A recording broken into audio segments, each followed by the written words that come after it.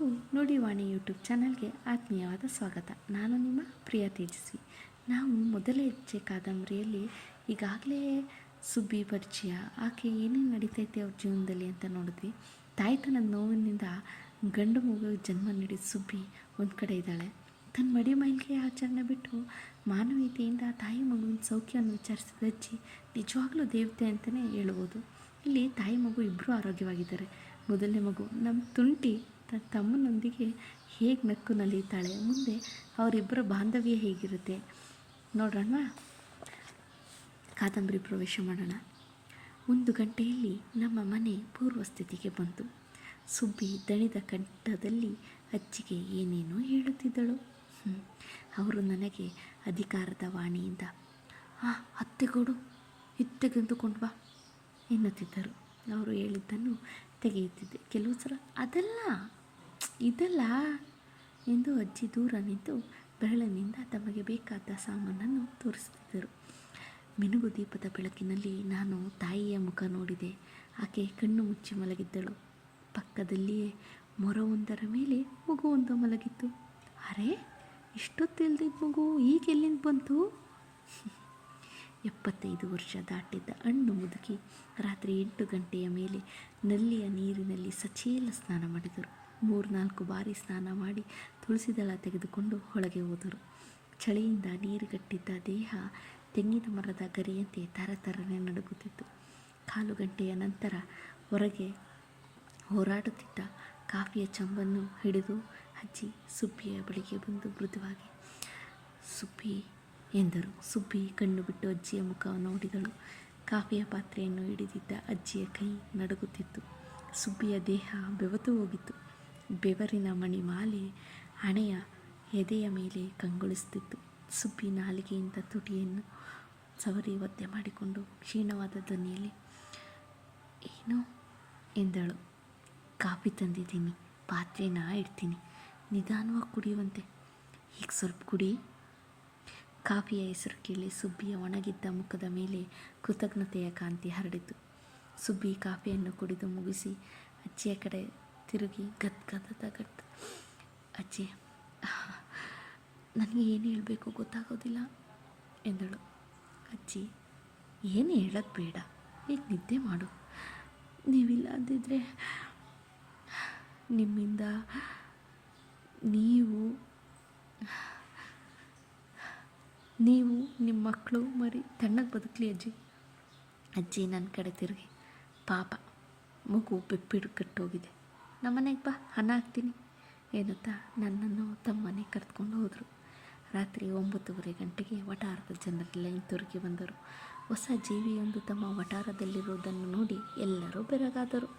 ಅದು ಹೆರಿಗೆ ಮಾಡಿದವರು ಅಜ್ಜಿ ಎಂದು ತಿಳಿದ ಮೇಲೆ ಮಂಜುಳಾ ದುರ್ಬಲಳಾಗಿ ಹೊಸಲಿನ ಮೇಲೆ ಕುಸಿದು ಕುಳಿತಳು.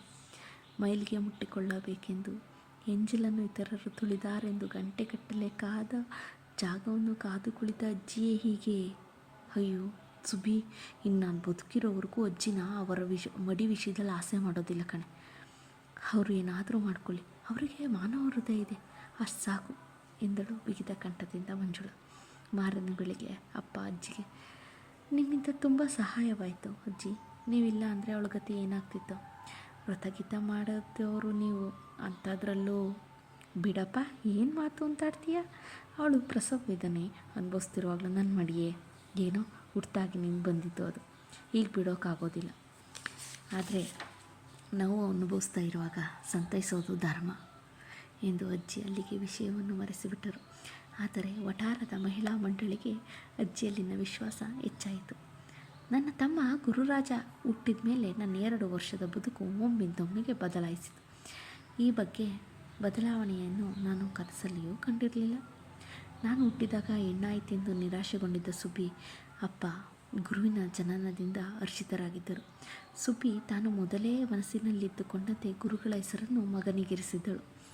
ಮೊದಲು ಮನೆಯಲ್ಲಿ ನನಗಿದ್ದ ಸ್ಥಾನ ನಿಧಾನವಾಗಿ ಹಿಂದಕ್ಕೆ ಸರಿಯಿತು. ಈಗ ಪ್ರತಿಯೊಂದು ಗುರುವಿಗೆ ಮೊದಲಾಗಬೇಕು, ಅವನದಾಗಿ ಉಳಿದ ನಂತರ ನನ್ನದಾಗಬೇಕು. ನಾನು ಮೊದಲಿನಂತೆ ಸುಬ್ಬಿಯ ತೊಡೆ ಮೇಲೆ ತಲೆಯಿಟ್ಟು ಮಲಗುತ್ತಿರವಾಗಲಿಲ್ಲ. ನಾನು ಒಂದು ಗಳಿಗೆ ಮಲಗುವುದರಲ್ಲಿ ಗುರು ಎದ್ದು ಬಿಡ್ತಿದ್ದ. ಹೇಳು ಆ ಕಡೆ ಮಲ್ಕೋ, ಗುರು ಎದ್ದುಬಿಟ್ಟ ಎನ್ನುತ್ತಾ ಸುಬ್ಬಿ ನನ್ನ ತಲೆಯನ್ನು ಕೆಳಕ್ಕೆ ಸರಿಸಿ ಗುರುವನ್ನು ತೊಡೆಯ ಮೇಲೆ ಮಲಗಿಸ್ತಿದ್ದಳು. ನನಗೆ ಗುರುವಿನ ಮೇಲೆ ತುಂಬ ಕೋಪ ಬರುತ್ತಿತ್ತು. ಒಂದೊಂದು ಸಲ ಗುರು ಬೇಡ, ನನ್ನೆನ್ನೇ ಮಲಗಿಸ್ಕೊ ಎಂದು ಹಠ ಮಾಡಿದ್ದು ಉಂಟು. ಆಗ ನನ್ನನ್ನು ಸುಬ್ಬಿ ಬೈತಿದ್ದಳು. ಏನು ಎಣ್ಣೆ ನೀನು, ತಮ್ಮ ಅಂತ ಸ್ವಲ್ಪವೂ ಪ್ರೀತಿ ಬೇಡವೆ? ಗುರುವಿಗೆ ಮಡಿಯಾದ ನಂತರ ನನಗೆ ಮಡಿ, ಗುರುವಿಗೆ ಹಾಲು ಕುಡಿಸಿದ ನಂತರ ನನಗೂಟ. ಅಪ್ಪನಿಗೂ ಗುರುವಿನಲ್ಲಿ ಹೆಚ್ಚು ಆಸಕ್ತಿ ಇತ್ತು. ಸಂಜೆ ವಾಕಿಂಗ್ಗೆ ಗುರುವನ್ನು ಮಾತ್ರ ಕರೆದುಕೊಂಡು ಹೋಗ್ತಿದ್ರು.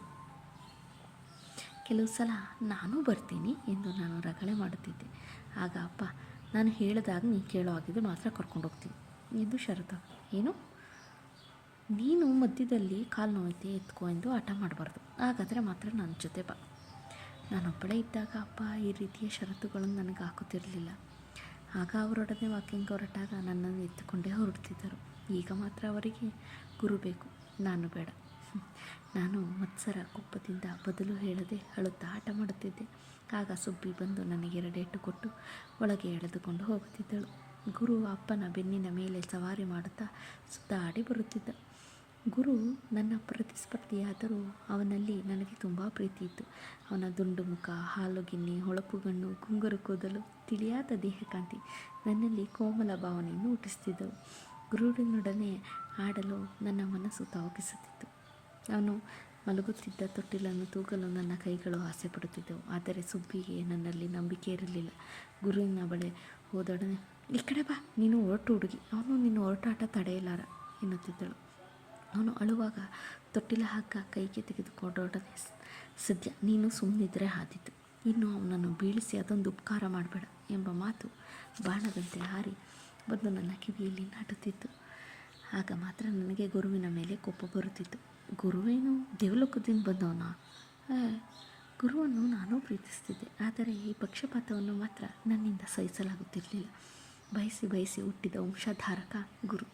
ಹುಟ್ಟುವುದಕ್ಕೆ ಮುಂಚಿನಿಂದಲೂ ಬೇಡವಾಗಿ ಕೊನೆಗೆ ಹೆಣ್ಣಾಗಿ ಹುಟ್ಟಿದ ನಾನು. ಸಹಜವಾಗಿ ದಂಪತಿಗಳ ಮನಸ್ಸು ಗುರುವಿನ ಕಡೆಗೆ ವಾಲಿತು. ಸಾಲದುದ್ದಕ್ಕೆ ಗುರು ನನಗಿಂತಲೂ ಸುರೂಪಿ. ಗುರು ತಂದೆಯಂತೆ ಬೆಳ್ಳಗಿದ್ದ, ನಾನು ತಾಯಿಯಂತೆ ಕಪ್ಪಗಿದ್ದೆ. ಆದರೆ ಕಣ್ಣು, ಮೂಗು, ಉಬ್ಬು, ತುಟಿ, ಮುಖದ ಮಾಟ ನಮ್ಮಿಬ್ಬರದು ಒಂದೇ. ತಿಳಿ ಬಣ್ಣದಿಂದಾಗಿ ಗುರು ಎಲ್ಲರಿಂದಲೂ ಮುದ್ದಾಗಿದ್ದಾನೆ ಎನಿಸಿಕೊಳ್ಳುತ್ತಿದ್ದ. ಕಪ್ಪು ಬಣ್ಣದಿಂದಾಗಿ ನಾನು ಇದ್ದಾಳೆ ಸುಮಾರಾಗಿ ಎನಿಸಿಕೊಂಡಿದ್ದೆ.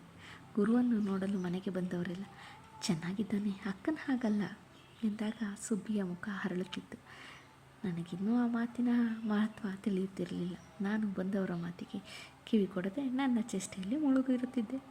ಆದರೂ ಕಣ್ಣು, ಮೂಗು, ಬಾಯಿ ಎಲ್ಲ ಅವಳ ಹಾಗೆ ಎಂದು ಸುಬ್ಬಿ ಹೇಳುತ್ತಿದ್ದಳು. ಇಷ್ಟಾಗಲಿ, ತಾಯಿ ಅಲ್ವಾ ಅವಳು. ಕಲಾವಿದೆಯ ಒಂದು ಕುಂಚದಿಂದ ಹೊರಬಿದ್ದ 2 ಚಿತ್ರಗಳು ನಾನು, ಗುರು. ನನ್ನನ್ನು ಚಿತ್ರಿಸುವಾಗ ಅವಳ ಕೈ ಅಷ್ಟು ಪಳಗಿರಲಿಲ್ವೇನೋ.